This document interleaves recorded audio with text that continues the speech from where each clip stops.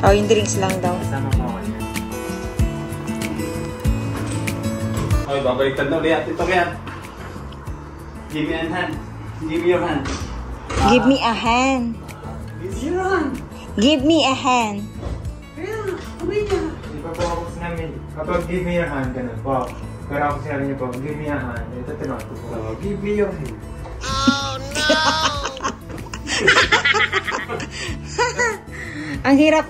Ang hirap turuan. Ay, tuturuan ko yan. Next one tayo dalawa.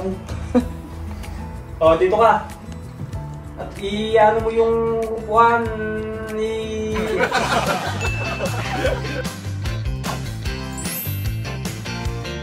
sa video. Araw ng paglilipat. Hello Kablabs! Today's video, continuation na po ito ng ating empty house tour vlog. What to expect on today's video. Magkano yung renta namin sa bahay. And by the way, ito po yung aming letting agency.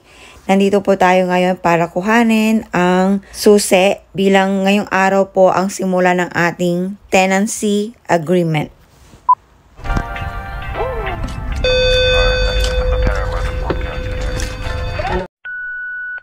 Okay, so today is 1st of August 2024. Nakabag po tayo kasi gagaling lang po natin ng agency. Nakukuha lang po kasi namin ng susi. So bilang may full-time job po kami pareho ni Habi, ang ginawa po namin sa starting ng tenancy namin ng first day of August, hindi na po namin sinayang ang araw.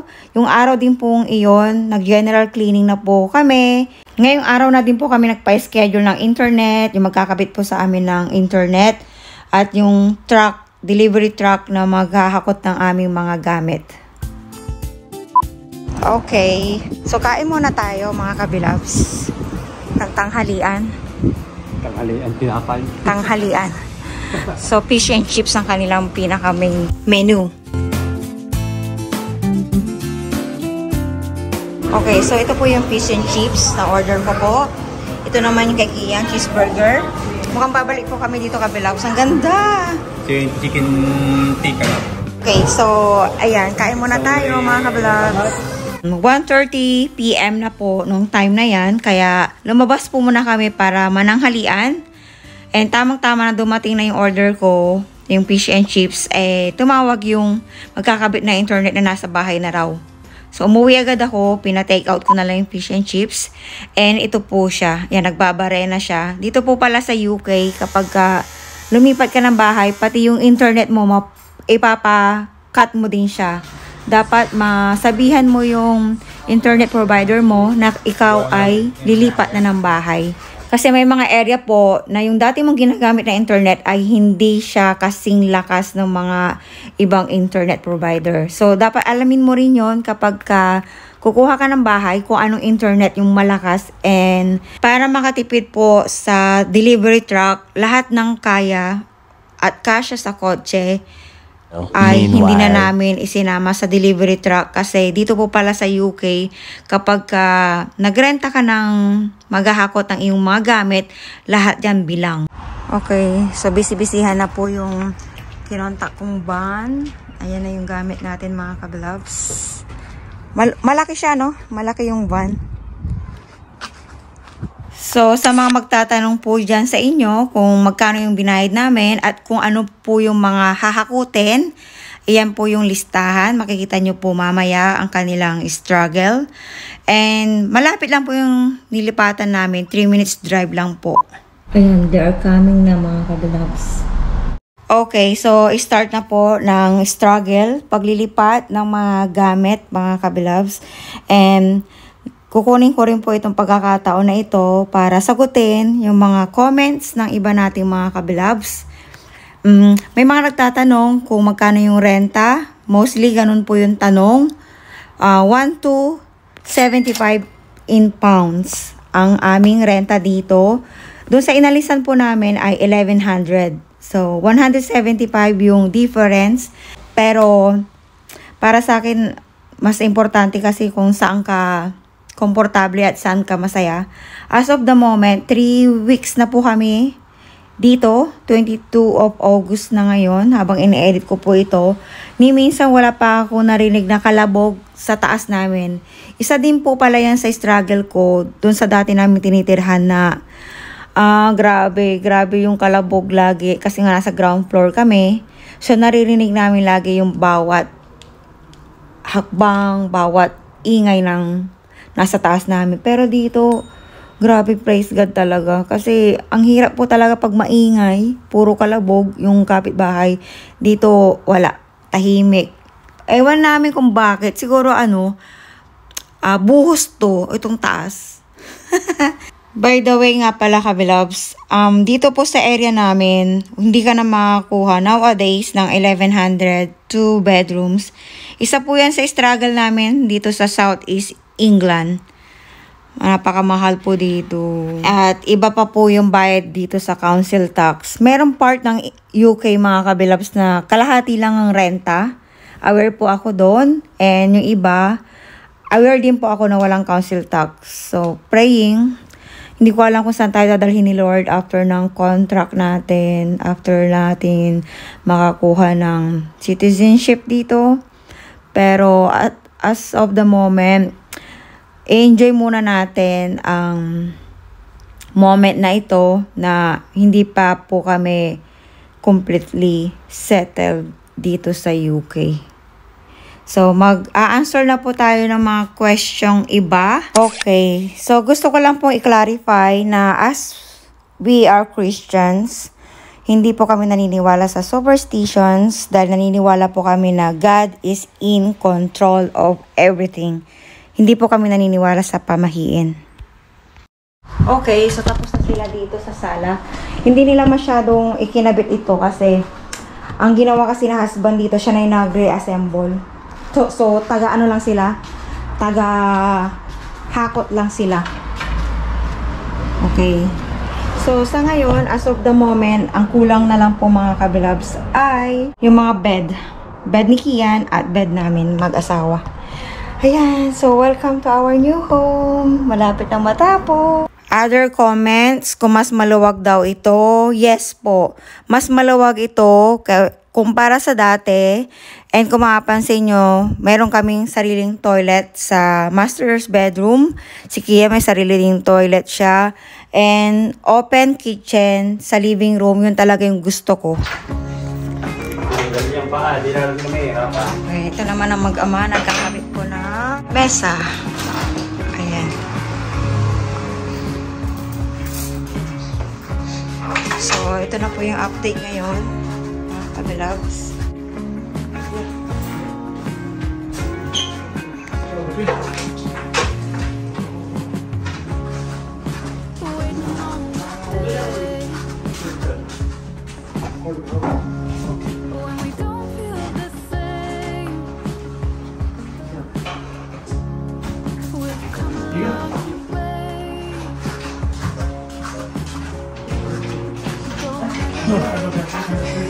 Yung brief mo, be. Kitang-kita na. 2,000 years later. Okay, next question naman daw po. Ano po ang requirements nyo para makapag-rent po ng apartment dito sa UK?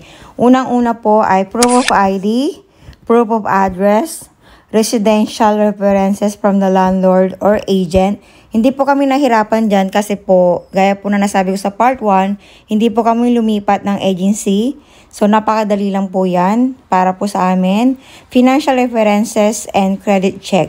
So, magpapasa po tayo ng SOA natin or Statement of Account.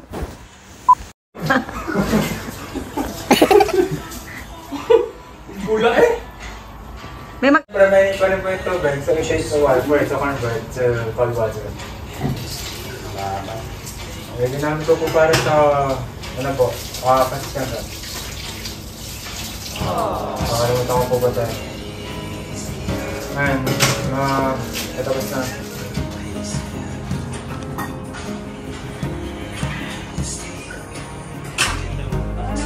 Parang masarap po mag-TV. Wala pang baby. I-ayos yung sa Wala, ito mo. Kaya, maluwag.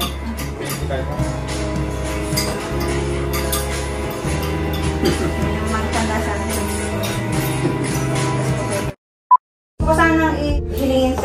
ano yung hinihiling dito sa bahay. So, paglipat natin dito, ano yung nilook forward nyo, ha? Mag-pray muna tayo bago tayo kumain. Okay, Heavenly Father, thank you so much, Panginoon, sa buong maghapon, Panginoon, na pagbibigay niyo po ng strength sa amin po, Panginoon. Maraming salamat po. At eto, at nakalipat na po kami sa aming bagong tirahan, Panginoon. Dalangin ko po na sa paglipat namin ito, Panginoon, ay mas lumalim pa po yung relasyon namin sa inyo, Panginoon. Mas tumibay pa po yung faith namin sa inyo. At naway, ang magama ko, Panginoon, ay magkaroon din po sila ng desire na mas kilalanin po kayo, Panginoon. Naway, itong bagong namin tirahan, Panginoon, ay magbigay po ito ng peace sa amin, Panginoon, at maging strong po sana ang relasyon naming pamilya sa bago naming tirahan. So, yun po yung nilook forward ko sa bago naming tirahan. Thank you, Lord. Lord, kung anong problema ang dataan sa amin sa bago naming tirahan, ikaw po ang manguna sa amin, Panginoon.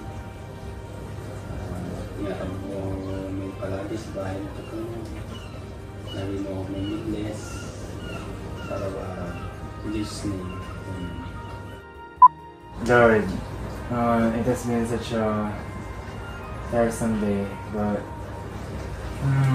we're happy to have a new home. I hope this new experience will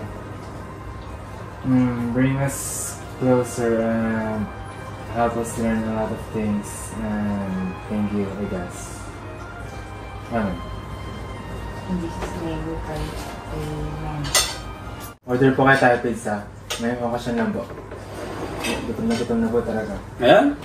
Isa na po. Ay, order kayo. Ano? Paka-deliver kayo. Okay. Grabe ngarag na po mga kabilags. So, ang oras na po ngayon ay... Okay. Grabe ngarag na po mga kabilags. So, ang oras na po ngayon ay 10 minutes before 9. And ngayon lang po kami maghahapunan. At ito lang po yung nakayanan ng oras namin. As of the moment, wala pa yata sa 50%. Pero thanks God kasi nandito na yung mga gamit. So, 90% nandito na po yung gamit namin. Pero yung 50% na sinasabi ko sa inyo, hindi pa settled. Ito yung dining table, nandito na. Na-disinfect ko na. Yung sala, nandyan na. Yung TV, nandyan na. Pero the rest, yung sa toilet, hindi ko pa na-disinfect. Yung kwarto, hindi pa. Kaya 50% pa lang okay. Ayan, so ito lang po yung nakayanan. Thank you kay Kian. Siya po ang nagluto. Siya yung nagpresenta magluto ng pancit canton. Napakadaling lutuin. Kaya umaga din po, ang almusal po namin ay... Nilagang century tuna. Aba, at least ang luto po ako. Pinainit lang, hindi nilaga. Nilagyan niya ang sili. Hindi nila sili. Mag-order na po ako ngayon. At ako ginisa. Pizza po. So, bitin kami. Bitin yung aming hapunan. Kaya order kami ng pizza. McDonald's. So, bilang mga lalaki ang mga kasama natin sa bahay, yung simpleng pancit canton at yung simpleng egg pie ay kulang po sa kanila. Kaya, order po sana kami online ng Domino's Pizza. Kaya lang, na-realize namin, member si Habi or doon siya nagwo-work. So, sayang naman yung 50% off na masisave. Kaya, malapit lang naman po. Kaya pinuntahan na nila sa store. Ayan, so dumating na po sila. Mighty Mighty. Mighty Mighty? Anong pronounce yan? Mighty Mighty. Mighty Mighty.